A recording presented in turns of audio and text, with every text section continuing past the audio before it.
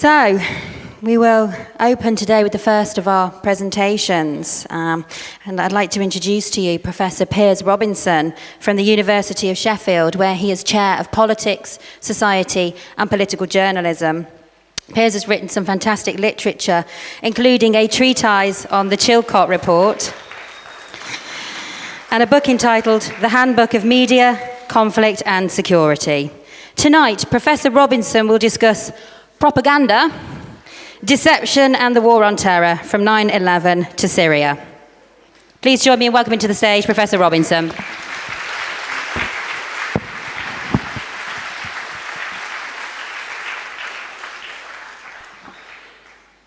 Okay, I'll just check this technology works before I start. There we go. Okay. Welcome to everybody for coming tonight. It's a great honor and a great pleasure to have the opportunity to talk to you all today. My presentation's titled Media Failure, Government Propaganda and the War on Terror from 9/11 to Syria. And what I'm going to try and do over the course of the next 15-20 minutes is to try and give some context for the remaining speakers who come after me. And first of all, I'm going to talk a little bit about academic insights into the reason why media comes to fail or can come to fail to play its democratic role in terms of informing the public about what's going on. I'm going to talk through some of the key factors which academics identify which act as constraints on the mainstream media. I'm then going to use that to segue into a discussion about propaganda and about the problem of propaganda in contemporary liberal democracies. And part of that will be about trying to talk about sort of exactly what propaganda is, exactly why we in the West seem to have such a limited grasp on the importance of propaganda and the manipulation of information around us, and then use it to also just give you an idea of some of the key propaganda techniques which are used within liberal democracies. And then in the latter part of my presentation, I'm going to talk through recent research findings which I've been publishing in the last couple of years, looking at the Chilcot Report in particular, and looking in particular at the war on terror. And what I'm going to do in that second part of the presentation is to try to give some kind of geopolitical context for the conflicts that we've seen over the last 16, 17 years, and hopefully some very important context regarding the propaganda that we all seem to have been subjected to over the last 16 years, and also an insight into the reality of what's been going on in countries such as Syria, Libya, Iraq, and Afghanistan. So that's what I'll try and do, and I will try as much as I can to keep to time. First of all, talking about media failure, why does the media fail to live up to its democratic expectations in liberal democracies? Some of you will be familiar with the propaganda model devised by Noam Chomsky and Edward Herman. For those of you who aren't familiar with it, I strongly recommend that you go and take a look at it at some point, because their propaganda model of the media identifies really the major structural constraints which act on mainstream media in the West. And they're the kind of constraints which stop the media from really speaking truth to power and really giving us an accurate understanding of what's happening in the international system. And they run through a series of filters. I don't want to go into too much detail on these filters, but I'll run through the main ones before I get to what I think is a critical filter that we need to think about when we're thinking about propaganda. But Herman and Chomsky argued that, first of all, if you look at the mainstream media in the West, you're looking at a mainstream media which is dominated by corporations, large concentration of ownership and profit orientation. These are all part of big, powerful economic entities. And that's the first step in starting to understand the potential constraints, because the location of the mass media within large corporations and the overlap of interests between those corporations and governments means that the mainstream media is essentially limited in its ability to challenge those power blocks in society. So whilst there might be a fierce degree of debate in the media over certain issues and so on, it doesn't tend to start to press or to challenge powerful elements within society. The second filter they identify is the reliance upon advertising. The reliance upon advertising makes the media extremely or acutely risk-averse in society.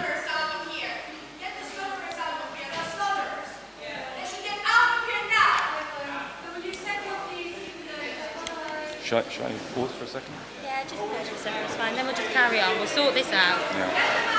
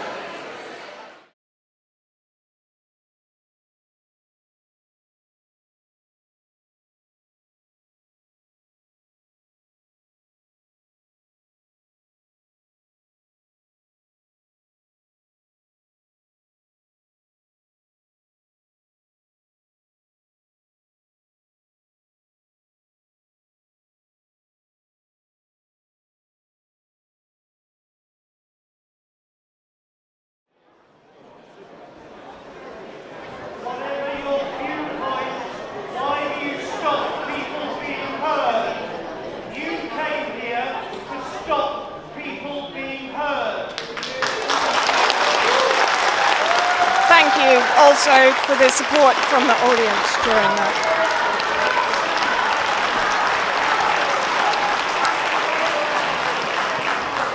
Yeah, thank you very much, guys, for standing up there.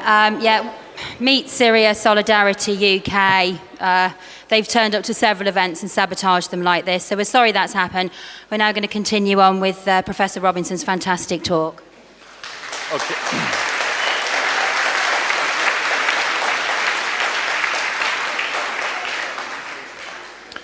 Okay, so just before I was interrupted, I was talking about reliance upon advertising and mainstream media reliance upon advertising, and advertisers are acutely risk-averse and so on, and that creates a pressure on the kind of news coverage which you see emanating from mainstream media.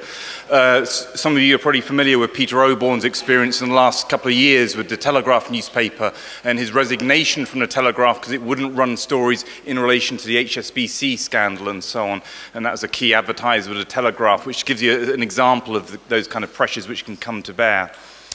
Away from these economic constraints which act upon the mainstream media, we have the issue of flack, criticism which gets hurled up at journalists who do start to push at the boundaries and to raise critical issues and so on. Flack being fired up from think tanks and so on, PR outlets, etc., in order to discipline journalists, to intimidate them away from dealing with certain issues. And Herman Chomsky talked also about the importance of anti-communism, at least during the Cold War era, as creating an ideological bond between journalists and policymakers, which meant that they tended to see international politics through the same lens, through the same Cold War lens. So, for example, journalists who were covering the Vietnam War could only see it through the lens of the Cold War, that they were fighting communists, and could never understand it as a conflict against a group of people within Vietnam who were fighting for national self-determination. Of course, there are new ideological filters, there's neoliberalism, for example. There's also the war on terror, which I'll be talking about later, which has similar ideological effects in terms of simplifying the world and creating a bond between journalists and policymakers. So those are the kind of factors which they identify in the propaganda model. The most important one, however, and I'm going to use this now to start talking about propaganda, is actually what is one of the most well-documented and well-established facts in political communication research, which is that journalists, when they're constructing the news, rely heavily upon official sources in order to work out what's going on in the world, and also they rely upon official sources to provide a steady flow of news and information. And this propensity, this tendency of mainstream journalists to use and defer to political elites means that they are acutely vulnerable to propaganda campaigns and the kind of propaganda campaigns that governments engage in, especially in the realm of international affairs, especially during wartime. Propaganda. Let's talk about propaganda. What is propaganda? I'm going to offer a definition here just to give it a little bit of an understanding about exactly what we mean. Propaganda involves coordinated approaches to influencing beliefs and behavior and conduct. Okay, so it's organized, it's a directed, intentional activity. And critically, it's not a consensual process. It's not a two-way attempt to persuade people to think in a particular way about an issue. It's essentially, primarily, some kind of manipulative process which appeals to emotions or irrational desires, etc., or involves, at the last point in that slide, some degree of deception or manipulation of information. Propaganda isn't always about deception, but it frequently is, and a lot of the examples which I talk about later on in the talk will be deception-related and so on. But it doesn't just involve deception, but it is essentially, and this is the key point, about a non-consensual process of manipulating people to get them to think or act in a way that they wouldn't act otherwise if they hadn't been subjected to that propaganda. Now, of course, when we talk about propaganda in the West, for a lot of people, perhaps not so many of the people in this audience, but for a lot of people, this doesn't seem to fit. We don't think that we live in a world which is highly propagandized. And when we think of propaganda, we tend to think of these things. So you got a couple of examples there from Nazi propaganda from the Second World War, some US propaganda from the First World War. That's the kind of sort of ideas or images which come to mind when people think of the word propaganda. It's something which happened back there in history and so on. More recently, and I guess with the current debates we've had over the last couple of years regarding fake news and so on, people have come to associate or to use the term propaganda in relation to controversial political actors such as Donald Trump or Nigel Farage. And of course, at the moment, we're in the middle of an extensive debate, crisis, etc., about Russian propaganda and about Russian attempts to influence Western minds and so on. So people are thinking of these things when they hear propaganda, and they're thinking of perhaps propaganda from history, or they're thinking of propaganda coming from external actors or controversial stroke extreme political actors within our own political system. We call it fake news now, but really what we're talking about there is propaganda. But of course, we are actually subjected to propaganda through more legitimate, in inverted commas, media outlets, and from more legitimate, in inverted commas, political leaders. And so a couple of examples there in terms of the political sphere. There's an image there of George Bush having landed aboard an aircraft carrier, mission accomplished at the end of the Iraq War. And the propaganda message which they were trying to articulate there was to send a clear message to the American public that the Iraq War was over, it was done and dusted. And they were also trying to send a clear message to the Iraqi population that they should bow down and accept what had happened to their country. It was a carefully crafted George Bush landing Top Gun style on board an American aircraft carrier and then addressing the world, so to speak. This was carefully designed in order to manipulate perceptions into an understanding that the war in Iraq was over at that point, which, as we all know, that war goes on to this day. In the bottom right-hand corner, perhaps we're more used to sort of manipulation in the commercial sphere, but that's a bit of commercial propaganda there, trying to create an association between cigarette smoking and a benign, positive aspect of life, love, etc. Don't be a maybe, be a Marlboro. So we are subjected to propaganda, but we don't tend to recognize it as such. And this, in some ways, is rather odd in contemporary liberal democracies, because historically, propaganda was widely discussed. And here you have Edward Bernays, the nephew of Freud. And he was a group of intellectual thinkers from the early part of the 20th century who spoke extensively about the importance of propaganda in order to mobilize and manage populations in a democracy. The conscious manipulation, intelligent manipulation of the organized habits and opinions of the masses is key to democracy. Those who manipulate this unseen mechanism of society constitute an invisible government, which is a true ruling power of our country. So this was widely discussed in the early part of the 20th century amongst intellectuals and academics, the importance of propaganda. But this over time has been erased from our minds, or has been removed from the public consciousness that we are subject to propaganda. There are concentrated reasons for this. Eddie Bernays, here's a quote from Eddie Bernays himself, saying that propaganda got to be a bad word because of the Germans and the way they had used it in the First World War.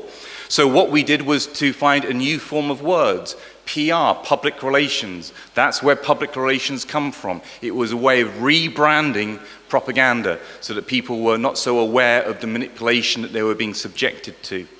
Many people who work in the field of PR studies and so on are blissfully oblivious to the fact that their whole academic research area was actually formerly called propaganda. And it's always great fun pointing that out to them sometimes at conferences.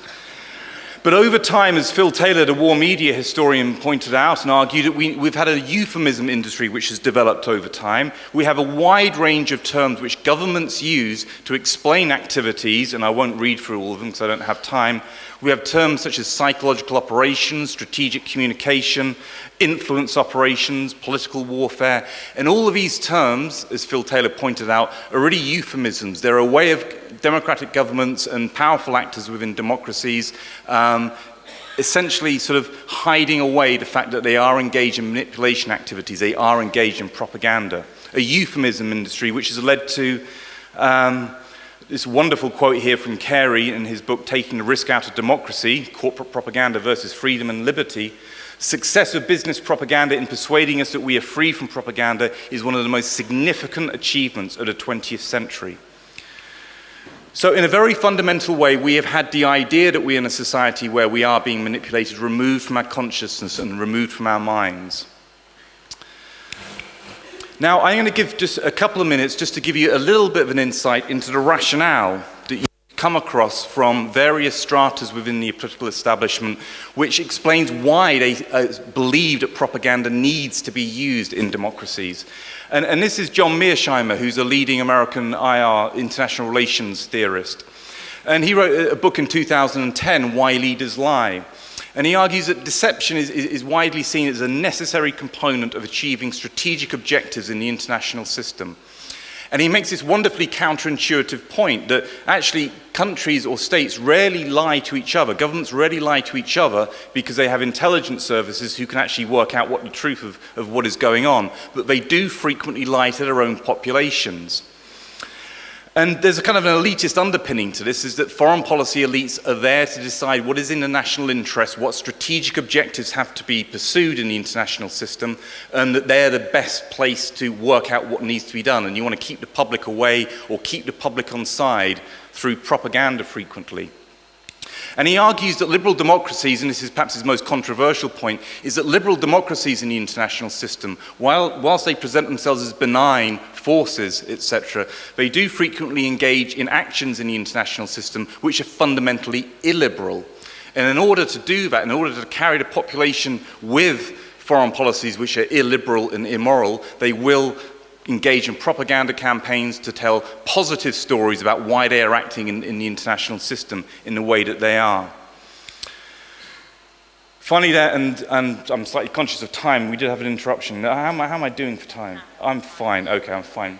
There is an ideological underpinning, and I sometimes think I'm going to ditch this quote for talks and so on, but it's too good a one to avoid. This is Crystal, a neoconservative, talking about truths appropriate for the sophisticated in society and truths appropriate for students and children and sort of lower strata within society. And he says at the end there that sort of the idea in a democracy that all these truths are the same thing is just a lie. It simply doesn't work in a democracy. And what Crystal is really harking back to there is Plato's concept of the noble lie, the idea that there are different stratas in society, and in order to maintain cohesion of society, you do have to engage in systematic propaganda and storytelling to help explain different groups in society why they occupy the positions in society that they do. And these 2 points here, or these 2 slides here, just give you a little bit of an insight into the rationale which underpins the belief in the use of propaganda. This is why we see propaganda being used, because we have people who maintain that position, or from a more practical point of view, people in the foreign policy establishment who just feel that what needs to be done in the international system needs to be sugar-coated for domestic populations. A little bit about propaganda techniques. Lying, people often associate propaganda with lying, the idea of the big lie, the Nazi lie, and so on. But as the German proverb goes, lies have short legs. It tends to be a fairly ineffective way of engaging in propaganda. The political costs associated with being found out in a lie tend to be fatal. So what you tend to find is in a lot of propaganda activities, you see more subtle forms of manipulation of information, distortion of information, exaggeration, and omission of information. And we saw this very clearly in the run-up to the Iraq War with the debates or the arguments over weapons of mass destruction in Iraq. And essentially what the British government was involved in was cherry-picking evidence, removing inconvenient facts from the intelligence reports, exaggerating aspects of those intelligence reports in order to create a much greater perception of the threat posed by Iraq's alleged WMD. Misdirection is another classic technique. Getting people to focus on some other issue to take them away from an issue at home. Russiagate at the moment, and the focus on Russia and Russian propaganda is arguably, and will probably turn out to be, a very major example of misdirection, trying to take political attention away from politics within the West and put all the blame onto Russia and so on. A couple of further things. When people think of propaganda, they tend to think of PR campaigns, they think of deception, they think of manipulation of information. But propaganda also involves incentivization. It also involves coercive processes. And just as an example of coercive processes, surrender leaflets dropped into war zones, trying to get people to surrender with the implicit threat that force will be used if they don't surrender. Those are seen as part of military psyops and military propaganda. But clearly the coercive meaning of those messages is underpinned by the credible presence of military force and the threat of military force. And a surprising amount of propaganda at the deeper levels does work on that level in terms of coercing people, not just fooling people, but also pressurizing people into acting and behaving in particular ways. Propaganda production and dissemination, written and spoken and visual communication through PR campaigns. I've suggested before that's how often people think of propaganda, etc. But also propaganda seems to emerge through production of knowledge. Academia, journalists themselves, think tanks can all be caught up and all involved in varying degrees of intentionality in propaganda campaigns. A difficult pill to swallow for academics, a difficult pill to swallow for journalists, for sure, but it's true that there is a degree of penetration into these parts of society which catch them in or involve them with propaganda activities which are being pushed and promoted. And some of the later presentations today, I think, will highlight some of these aspects of propaganda. But propaganda comes out of the production of knowledge through some of these institutions within society. And finally, before I get on to Chilcot, action in the real world. Propaganda is not just about messages, it's not just about the production of knowledge, it's also about doing things in the real world. A very good example of that is the shock and awe strategy in Iraq, and people would probably remember at the start of the Iraq invasion in 2003, the high-profile bombing of government buildings in central Baghdad.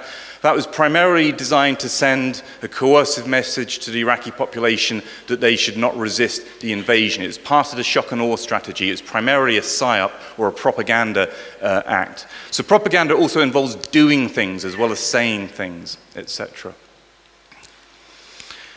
Okay, I want to move now to, in the closing section of this talk, to talk about Chilcot Report. Chilcot Report is an area which I've been researching for 5 years, and I'm going to draw upon Donald Rumsfeld's known knowns here, for those of you who are familiar with that. There are known knowns which have been confirmed by Chilcot in terms of deception and manipulation, and the one there is the one that most of you are probably familiar with, which is the manipulation of intelligence, which I've already mentioned. We know now that there was deliberate propaganda campaign designed to hype the sense of a threat from Iraqi WMD and the headlines produced there. But there are unknown unknowns or known unknowns. Decide which one you want to pick on that one in relation to the war on terror, and that's what I'm going to focus on in the closing few minutes. The Chilcot Report, and this was really very much missed by the mainstream media, the Chilcot Report gave critical information about the emergence of the war on terror, which gives us a powerful insight into the propaganda campaign and the realities of the war on terror. And this is what the Chilcot Report gave us information about for people who actually went through the report and through the details of section 3.1. Here you have a communication from the British Embassy 3 days after 9/11 stating that the regime change hawks in Washington are arguing that a coalition put together to fight the war on terror can be used to clean up other problems in the region. So straight away you have an indication that the war on terror was not simply about what it was claimed to be, which was fighting Al-Qaeda and so on. It was also about doing some geostrategic heavy lifting or taking advantage of 9/11 and Islamic fundamentalism in order to do that. By December 2001, you have documents showing phase 1 and phase 2 of the war on terror being planned, and a list of countries there identified for various degrees of action. Here's a document from Tony Blair to George Bush talking about how they might go about toppling Saddam Hussein without a full-blown invasion. And there's reference there to covert operations, trying to stir up uprisings and then militarily intervening when those uprisings occurred. An indicator there, I think, to the possibility of what we've seen in Syria over the last 6 years. Here you have, and this is more damning, here you have Syria and Iran being discussed with Tony Blair saying to George Bush, if the priority is to take out Saddam, then maybe we should do so with Iran and Syria acquiescing rather than hitting all three countries at once. Here you have clear plotting and planning covertly in order to engage in regime change operations in a document from Tony Blair to George Bush. Here you have reference to the propaganda campaign. So politicians don't use propaganda in public, but they do use it in private. And there's reference there by Tony Blair to the need for a tight-knit propaganda campaign.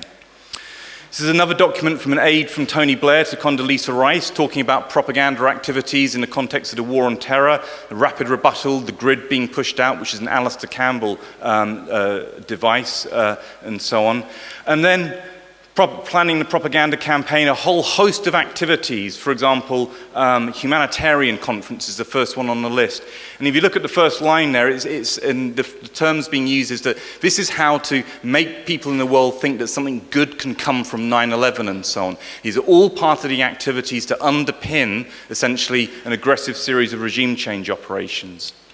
And this confirms, and I'm going to show this clip now, this confirms essentially Wesley Clark's claims, which were made in 2006, which I want to play to you. About 10 days after 9/11, I went through the Pentagon and I saw Secretary Rumsfeld and Deputy Secretary Wolfowitz. I went downstairs just to say hello to some of the people on the Joint Staff who used to work for me, and one of the generals called me and he said, "Sir, you got to come in. You got to come in and talk to me a second." I said, "Well, you're too busy." He said, "No." He says, "We've made the decision. We're going to war with Iraq." This was on or about the 20th of September. I said, "We're going to war with Iraq. Why?" He said, "I don't know." He said, "I guess they don't know what else to do." So I said, "Well, did they find some information connecting Saddam to Al-Qaeda?" He said, No. He says, "There's nothing new that way. They've just made the decision to go to war with Iraq." He said, "I guess it's like we don't know what to do about terrorists, but we've got a good military and we can take down governments." And he said, "I guess if the only tool you have is a hammer, every problem has to look like a nail." So I came back to see him a few weeks later, and by that time we were bombing in Afghanistan. I said, "Are we still going to war with Iraq?" And he said, "Oh, it's worse than that." He said, he reached over on his desk, he picked up a piece of paper, and he said, I just got this down from upstairs," meaning the Secretary of Defense's office today, and he said, "This is a memo that describes how we're going to take out 7 countries in 5 years, starting with Iraq and then Syria, Lebanon, Libya, Somalia, Sudan, and finishing off Iran." This is a reference from Sir Richard Dearlove a couple of years ago talking about a conversation he had with Prince Bandar prior to 9/11, with Prince Bandar clearly indicating the potential emergence of a major conflict within the Middle East and so on. Don't have time to play that clip, but it's very important that you have someone such as Sir Richard Dearlove, former head of MI6, passing that information out. And it already sort of underpins and reinforces the remainder of the information from Chilcot that there was clearly regime change planning going on immediately after 9/11. Okay. So I'm just going to be just very clear about what we're seeing here in these documents. We're seeing the leaders of 2 democratic countries. We are seeing them plotting to engage in illegal regime change war operations, wars of aggression, and engaging in planning a propaganda campaign to underpin that. Okay. Concluding comments from what I've been running through today. Propaganda clearly is extensive in liberal democracies, and the case of the Iraq War and the War on Terror demonstrates that that's the case.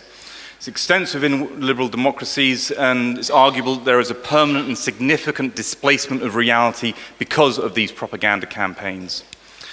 The war on terror itself is quite clear from Chilcot and from the insights of people such as Wesley Clark, but also Sir Richard Dearlove, is that the war on terror has essentially been a geostrategic agenda, probably aimed at influence and resources. It's been coordinated in an alliance with key allies in the Middle East, and it's essentially been involved in doing some heavy lifting in the international system, attacking countries who are opposed to the West, invading those countries, and I don't need to add, in the remainder of the presentations we'll talk about this, causing huge loss of life in countries which have been targeted. My final point, Western exploitation and use of Islamic fundamentalism in order to underpin these regime change operations mean that in a very fundamental sense, the war on terror itself, from its inception right through to today, can be understood essentially as a propaganda campaign which has been designed to mobilize Western publics to support these wars which we've been seeing unfolding for the last 16 years. Thank you.